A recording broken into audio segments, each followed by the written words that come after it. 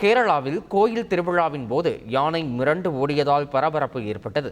பாலக்காடு ஷோர்னூரில் உள்ள கணையம் பகவதி அம்மன் கோயிலில் திருவிழாவிற்காக வளர்ப்பு யானைகள் அழைத்து வரப்பட்டன.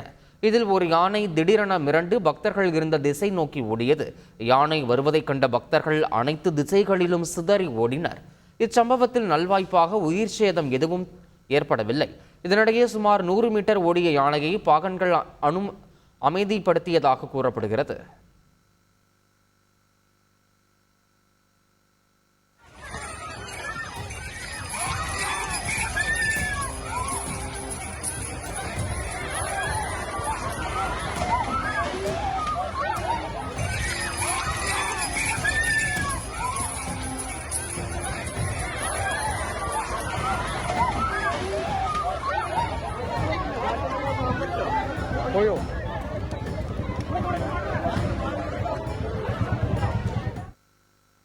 கேரள மாநிலம் பாலக்காடு அருகே கஞ்சிக்கோடு பகுதியில் சுருளிக்கொம்பன் காட்டு யானை உலா வருகிறது.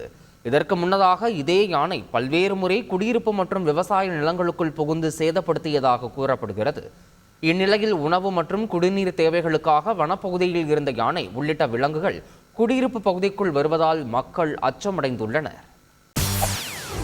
செய்திகளை உடனுக்குடன் தெரிந்து கொள்ள உடனே சப்ஸ்கிரைப் பண்ணுங்க.